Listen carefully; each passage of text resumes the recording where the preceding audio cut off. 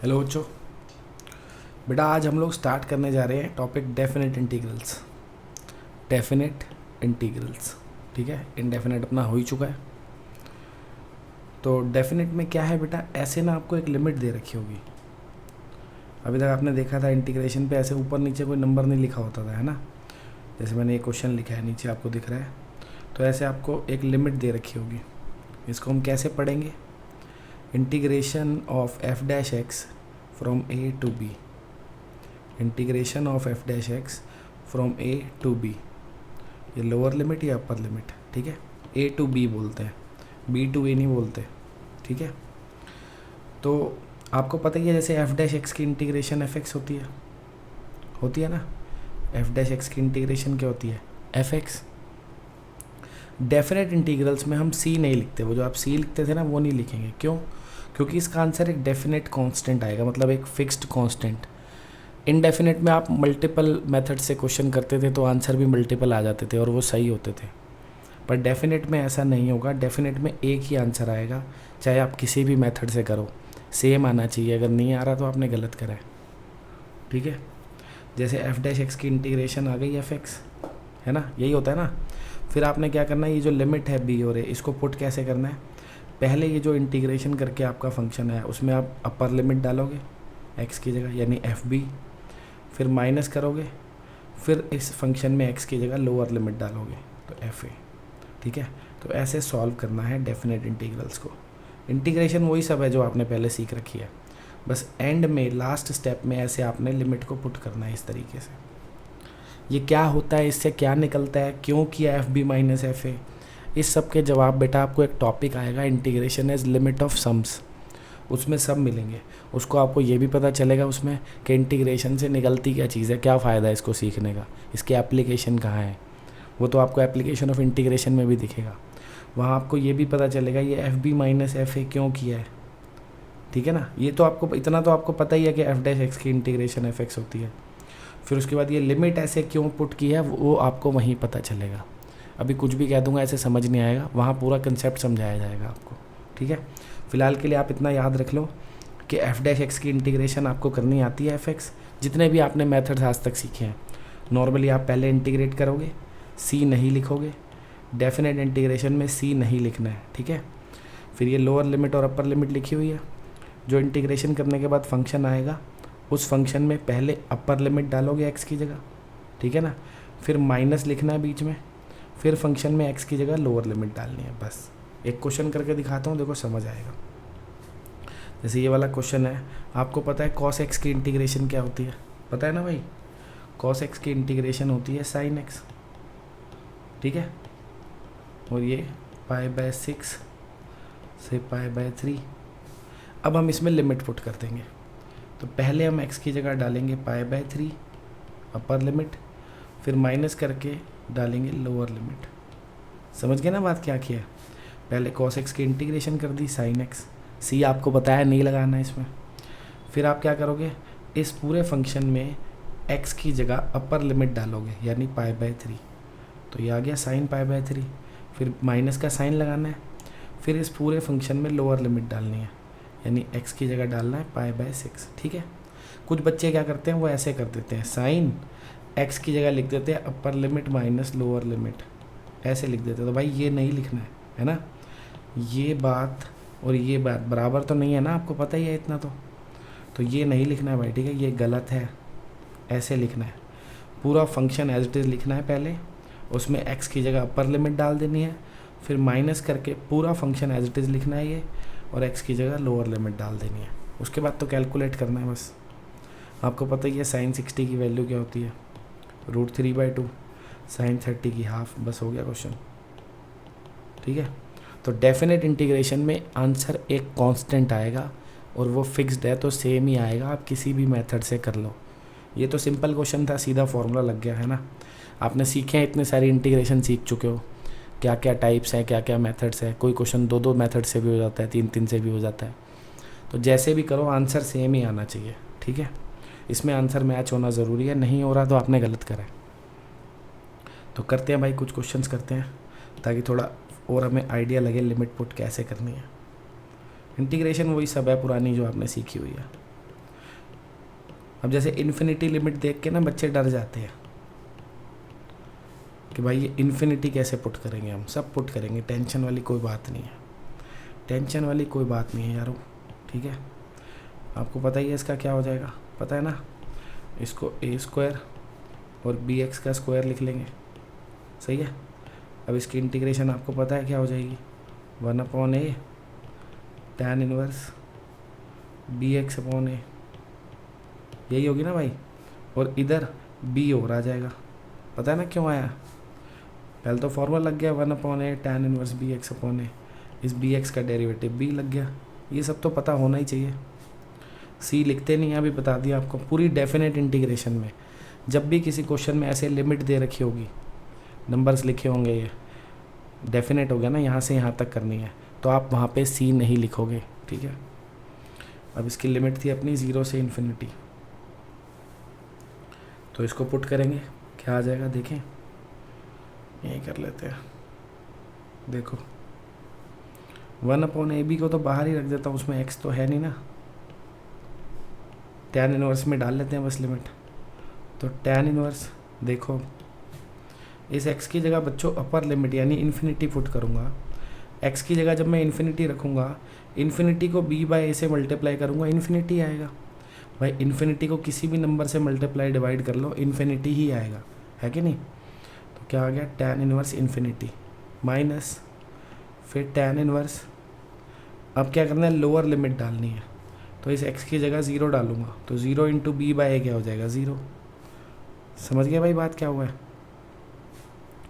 इसमें हमने क्या किया, x की जगह पहले इन्फिनिटी रखा, तो इन्फिनिटी इंटू b/a इन्फिनिटी आएगा, और फिर हमने x की जगह 0 डाला, तो 0 डालूंगा यहाँ पे x की जगह, तो 0 इंटू b/a 0 ही आ जाएगा, बस ख़त्म। अब आपको पता है tan इन्फिनिटी 90 पे होता है, तो ये π/2 आ गया, tan 0 0 पे ही होता है ना। तो आंसर आ गया अपना π/2ab, ख़त्म। सही है भाई, ये हो गया अपना आंसर, डन। बढ़े आगे, बढ़ते हैं।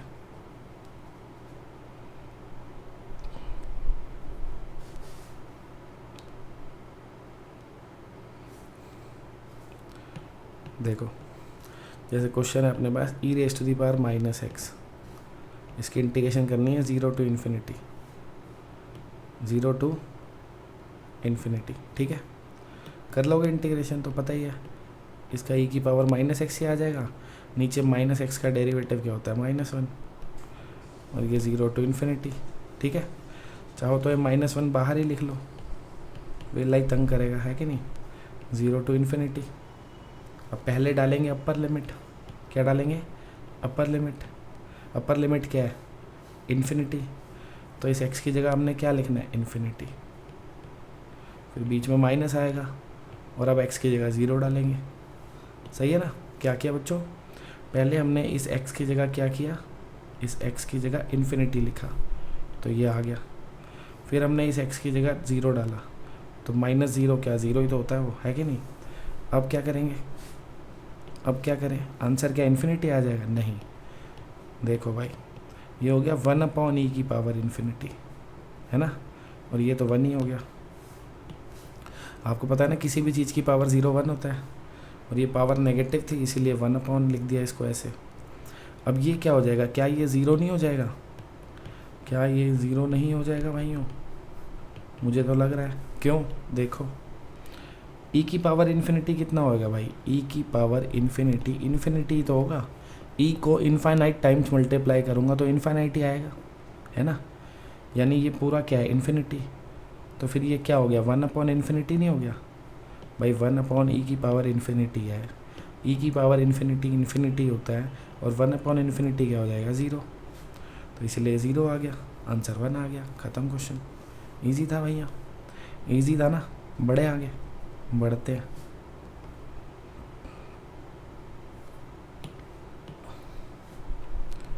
अब जैसे मान लो ये क्वेश्चन है,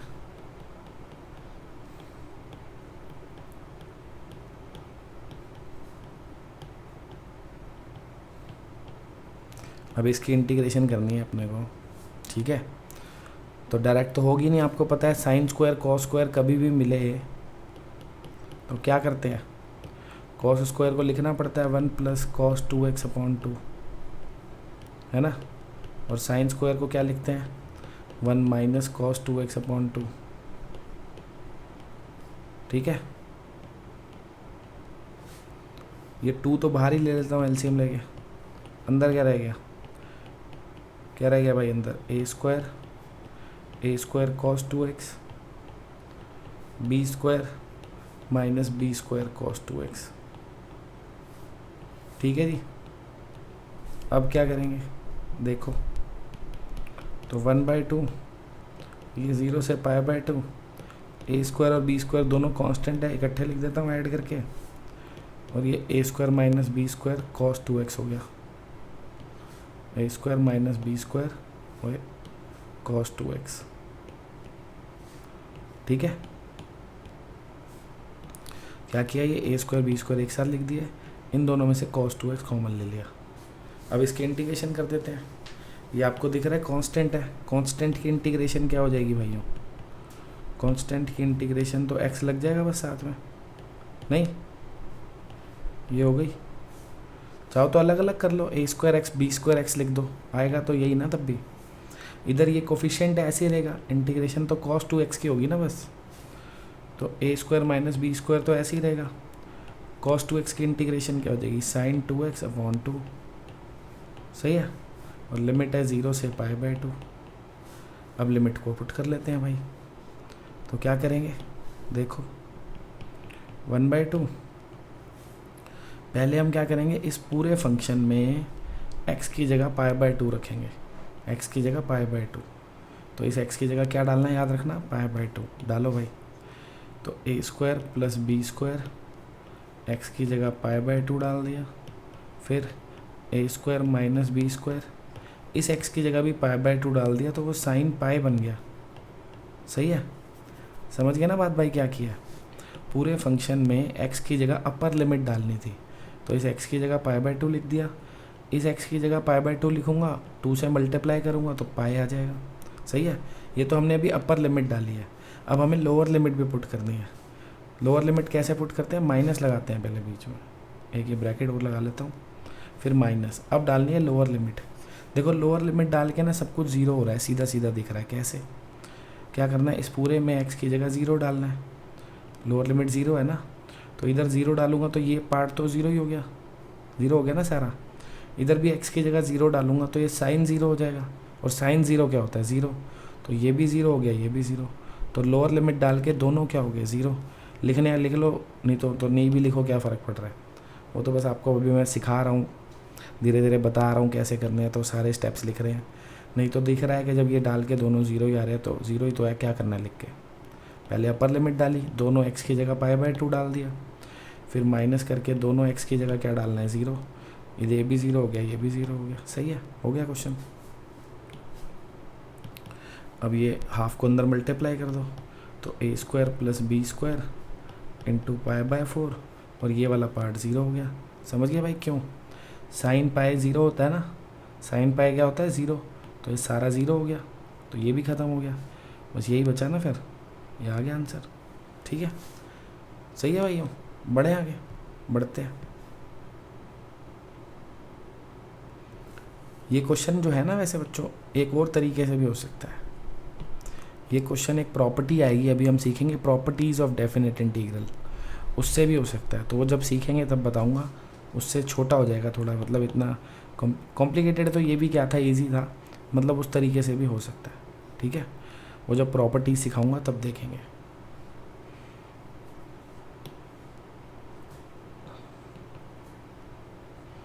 मेन जो चीज़ आज आपको सिखानी है आज की क्लास में, एक तो लिमिट कैसे पुट करते हैं, वो तो अभी तक आइडिया लग ही गया होगा। एक जब हम सब्स्टिट्यूशन करेंगे किसी क्वेश्चन में, तो लिमिट को चेंज कैसे करते हैं वो देखना है, लिमिट को चेंज कैसे करना है, ध्यान से सुनना बच्चों। जैसे अब ये क्वेश्चन सॉल्व करेंगे हम, तो मेरे को लग रहा है आपको आइडिया होना चाहिए क्या करना चाहिए इसमें। हमको नीचे से स्क्वायर रूट एक्स कॉमन ले लिया, अंदर रह गया स्क्वायर रूट एक्स प्लस 1, सही है। तो हमने क्या किया भाई, square root of x plus 1 को टी पुट कर दिया, इसका डेरिवेटिव क्या आ जाएगा 1/2 स्क्वायर रूट एक्स, ये dt/dx, ठीक है। तो 1/√x इंटू डी एक्स क्या हो जाएगा 2dt। सही है ना भाई, यहाँ तक कोई दिक्कत तो नहीं है। ये इंटीग्रेशन करनी थी 0 से 4, है ना। इन दोनों में से √x कॉमन ले लिया। अब हमें दिख रहा है कि अगर हम इसको टी पुट कर दें पूरे को तो ये डेरिवेटिव चमक गया, तो इसको टी पुट किया, ये डेरिवेटिव आ गया। अब रिप्लेस करते हैं, तो आए ये हो गया 0 से 4, ठीक है। और क्या करना है, 1/√x की जगह क्या लिखना है 2dt और नीचे t। समझ गया क्या किया, ये 0 से 4 तो था ही, 0 से 4 है ना, √x + 1 की जगह t लिख दिया नीचे, और ये 1/√x into d x, 1/√x into d x की जगह क्या लिखना था 2dt, है ना। तो इस 1/√x इंटू डी एक्स की जगह हमने 2dt लिख दिया।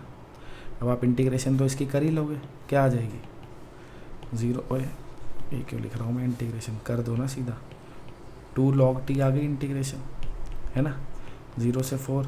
अब पहले t की वैल्यू रखेगा बंदा, t की वैल्यू क्या है log t की जगह आएगा √x + 1, यही था ना, और 0 से 4। अब आप लिमिट डालोगे, यही करोगे, क्या करोगे लिमिट डालोगे, तो 2 log, एक बार x की जगह 4 रखेंगे, जब हम इस x की जगह 4 रखेंगे तो 2 हो जाएगा, 2 + 1 कितना हो जाएगा 3, सही है, क्या हो गया 3। फिर -x की जगह एक बार 0 रखेंगे तो 1 आ जाएगा। समझ आ रहा है क्या किया, इस x की जगह पहले अपर लिमिट डाली, तो 4 का √2, 2 + 1 3, log 3 आ गया। फिर माइनस किया, अब इस पूरे फंक्शन में x की जगह 0 डालूंगा तो 0 + 1 1 ही आ जाएगा। और आपको पता है log 1 क्या होता है 0, log 1 क्या होता है 0, तो आंसर आ गया 2 log 3। ठीक है बच्चों, एक मेथड तो ये हो गया, सही है ये भी, पर मेरे को पसंद नहीं है, क्यों बताता हूँ। देखो आपने देखा हमने इंटीग्रेशन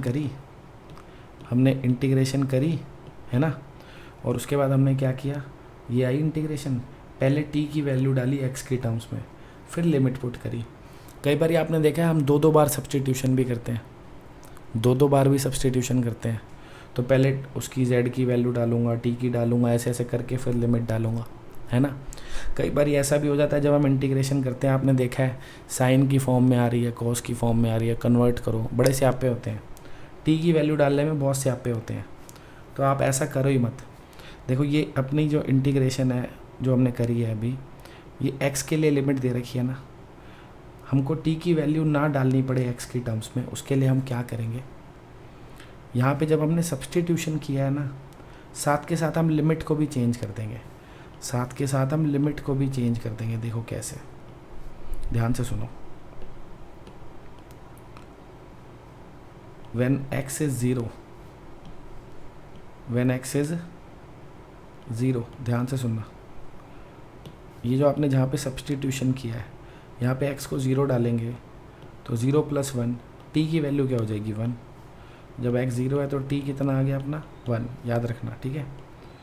और when x is 4, x को यहाँ पे 4 पुट करूँगा तो 2 हो जाएगा, 2 + 1 3, तो t की वैल्यू क्या हो जाएगी 3। ध्यान से सुनना भाई, क्या कर रहा हूँ, क्या किया, जब भी सब्सटीट्यूशन करोगे ना डेफिनेट इंटीग्रल में, जैसे आपने t वगैरह पुट किया है, साथ के साथ क्या करो, लिमिट भी चेंज कर दो, लिमिट फिर t के लिए बन जाएगी। उससे क्या होगा, आपको t की वैल्यू x की टर्म्स में पुट नहीं करनी पड़ेगी, सीधा आप लिमिट डाल सकते हो। अभी दिखाता हूँ कैसे, पहले आप ये सीखो लिमिट चेंज कैसे करनी है। ये जो आपने सब्सटीट्यूशन किया था, एक बारी इसमें लोअर लिमिट डाल दो x की जगह, t की वैल्यू पता लग जाएगी। एक बारी इसी में अपर लिमिट डाल दो x की जगह, t की वैल्यू पता लग जाएगी। जैसे लोअर लिमिट हमारी 0 थी, मैंने x की जगह इसमें 0 रखा, मेरे को पता लग गया t 1 आ रहा है। फिर अपर लिमिट हमारी 4 थी, x की जगह इसमें 4 रखा, पता लग गया t 3 आ रहा है। अब हम क्या करेंगे, जो हम आगे बढ़ेंगे ना, तो ये लिमिट हम बदल देंगे, भैया।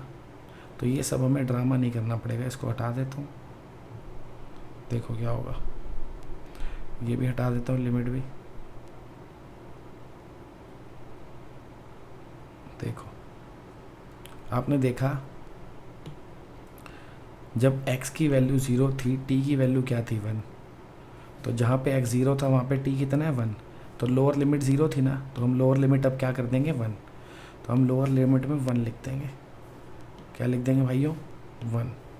फिर अपर लिमिट देखो अपर लिमिट हमारी 4 थी, तो जब x 4 था तो t कितना हो गया 3, तो ये जो अपर लिमिट 4 थी इसकी जगह t के लिए हम क्या लिख देंगे 3, क्या लिख देंगे 3। फिर हम इंटीग्रेशन करेंगे। अब जब हम इंटीग्रेशन करेंगे इसकी आ गई ना log t, क्या आ गई log t, और नई लिमिट क्या है 1 से 3। अब हमें t की वैल्यू x की टर्म्स में नहीं डालनी पड़ेगी, सीधा t की जगह वैल्यूज पुट करो, सीधा t की जगह, है ना। तो log t था, पहले t की जगह 3 डाल दिया तो log 3 आ गया, फिर माइनस किया, t की जगह 1 डाल दिया, log 1 आ गया। इससे हमें t की वैल्यू x की टर्म्स में पुट नहीं करनी पड़ेगी, क्योंकि ये जो लिमिट थी ये तो x के लिए थी, तो ये तो x की जगह ही डल सकती है। हमने क्या किया, हमने इस लिमिट से t के लिए लिमिट बना ली कि x अगर इतना इतना होगा तो t इतना और इतना होगा, ताकि हम सीधा t की जगह ही पुट कर दें वैल्यू, सही है ना। फिर हमें t की वैल्यू जो x की शक्ल में थी ये पुट नहीं करनी पड़ेगी। तो ऐसे लिमिट चेंज करते हैं, ठीक है। करते हैं एक आधा क्वेश्चन और करते हैं, क्लियर हो जाएगा तुम्हें। देखो जैसे लिखा है π/6 से π/3 tan x into sec square x, ठीक है। पहले तो आपको इसकी इंटीग्रेशन आनी चाहिए ना, बाकी बातें तो बाद की हैं। आपको दिखना रहना चाहिए कि tan का डेरिवेटिव सेक स्क्वायर है, तो क्या करेंगे हम tan x को t पुट कर देंगे। अब tan x का डेरिवेटिव क्या हो जाएगा सेक स्क्वायर एक्स, है ना, dt/dx। तो sec square x into d x क्या हो गया भाई dt। अब साथ ही साथ हम लिमिट भी चेंज करेंगे, साथ ही साथ क्या करेंगे हम लिमिट भी चेंज करेंगे। करो, लिमिट कैसे चेंज होगी देखो, व्हेन x इज π/6, जब x अपना π/6 होगा, ध्यान से देखो लोअर लिमिट क्या थी π/6, तो इधर x को π/6 रखूँगा, tan 30 कितना होता है 1/√3, tan 30 क्या होता है 1/√3, तो हम t की जगह क्या लिख देंगे 1/√3।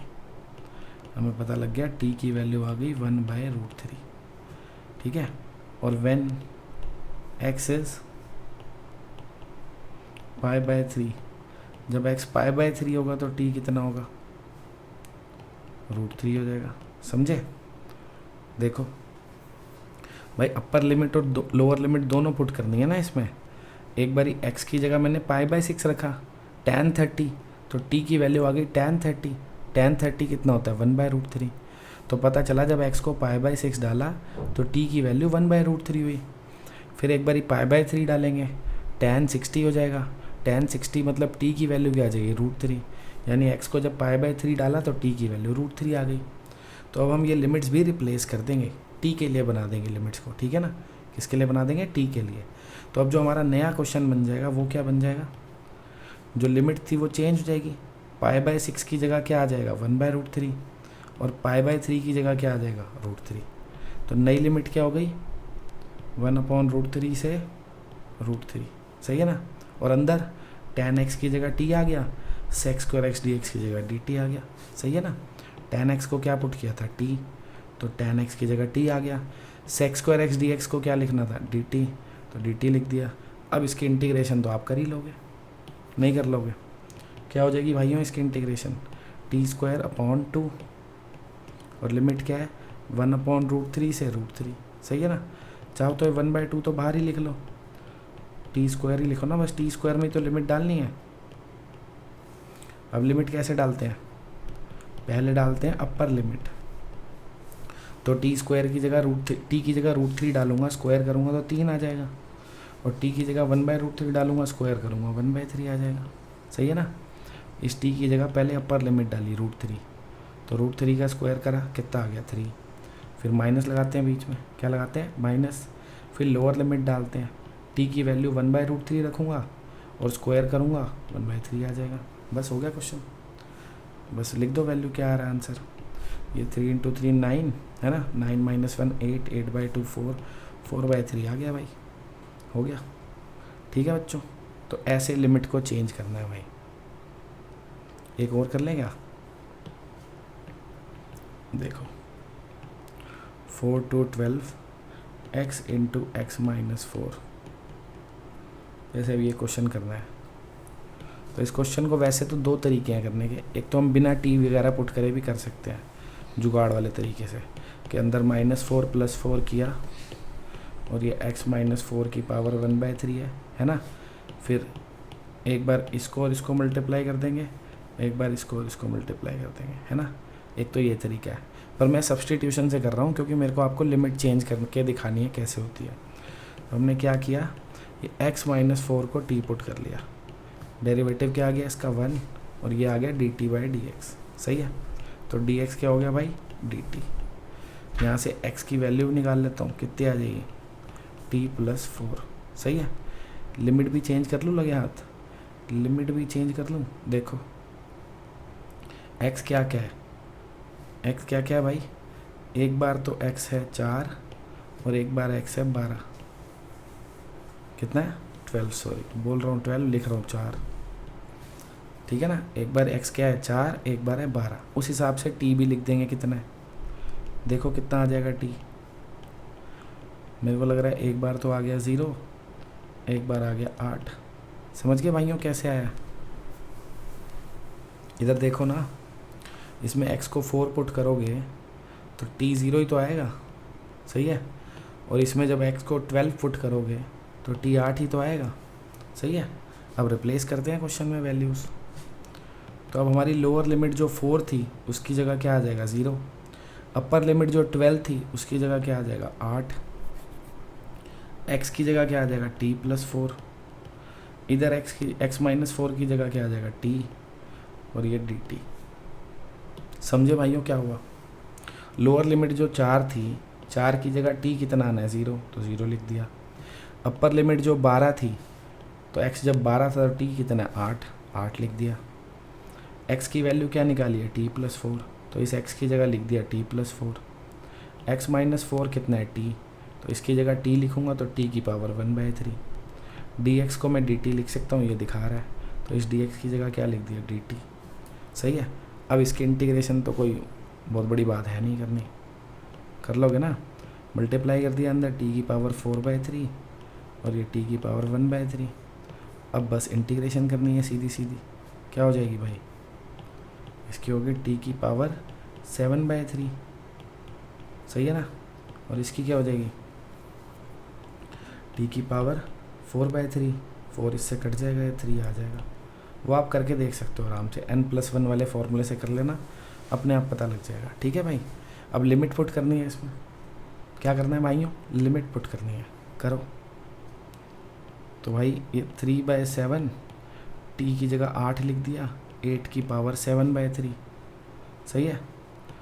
ये भी 3, इसकी जगह भी 8 लिख दिया, 4/3। माइनस करके 0 डालना है तो दोनों 0 ही हो जाएंगे। समझे ना क्या किया।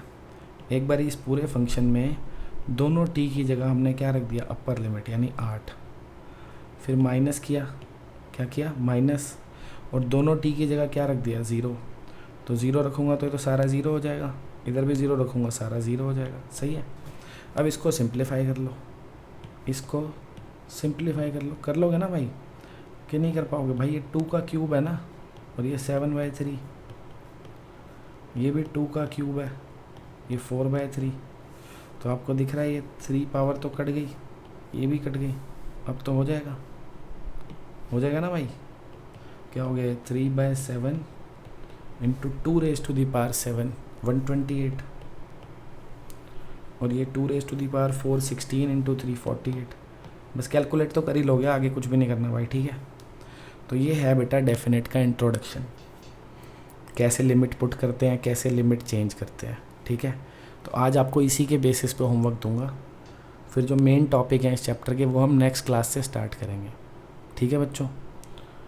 आज जो आपको होमवर्क मिलेगा थोड़ा ज़्यादा है, क्यों, आपने जितनी भी इंडेफिनेट पढ़ी है, जो भी टाइप्स पढ़े हैं, वो सब आज रिवाइज हो जाएंगे।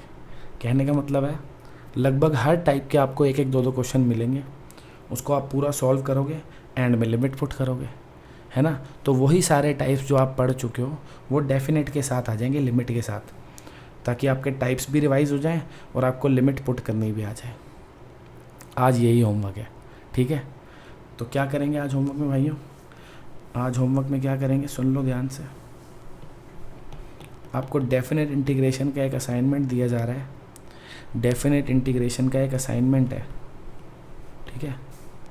Assignment of definite integrals, booklet वाला नहीं है जो आपको बुकलेट दे रखी है, एक अलग से असाइनमेंट दिया जाएगा। उसमें से आपने क्वेश्चन नंबर 1 to 68 करने हैं, 1 to 68, ठीक है।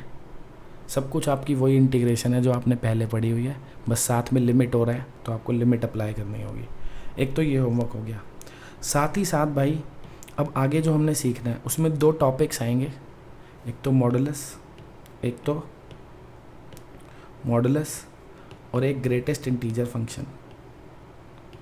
इनकी इंटीग्रेशन पढ़नी है अब हमने, और इनकी इंटीग्रेशन सीखने के लिए आपको इनका ज्ञान होना तो ज़रूरी है कि ये क्या होते हैं, है ना, कि भैया ग्रेटेस्ट इंटीजर फंक्शन होता क्या है, मॉडुलस फंक्शन क्या होता है, मॉडुलस फंक्शन को कैसे रीडिफाइन करते हैं। तो इस सब के लिए मैंने 2 वीडियोस डाल रखी हैं। आपका एक फ़ोल्डर बना रखा है मैंने वहाँ पे, जिसमें कुछ वीडियोस हैं जो बेसिक टॉपिक्स हैं जो 12th में आपको आने चाहिए। उसमें आपको इन दोनों से रिलेटेड एक वीडियो मिलेगी। मॉडुलस की तो स्पेशली अच्छे से देखना, क्योंकि उसमें सिखाया है मॉडुलस को रीडिफाइन कैसे करते हैं। रीडिफाइन किए बिना मॉडुलस की इंटीग्रेशन नहीं हो सकती, तो उसको अच्छे से देख लेना, तभी आपको नेक्स्ट क्लास में जो कराऊंगा वो समझ आएगा, वरना कुछ समझ नहीं आएगा। और इस वाली को भी देख लेना, इसको कम से कम शुरू का 5-10 मिनट का तो देख ही लेना कि आपको पता लग जाए ग्रेटेस्ट इंटीजर फंक्शन होता क्या है, जिनको नहीं पता, ठीक है भाइयों। तो मिलते हैं नेक्स्ट क्लास में, तब तक के लिए अलविदा।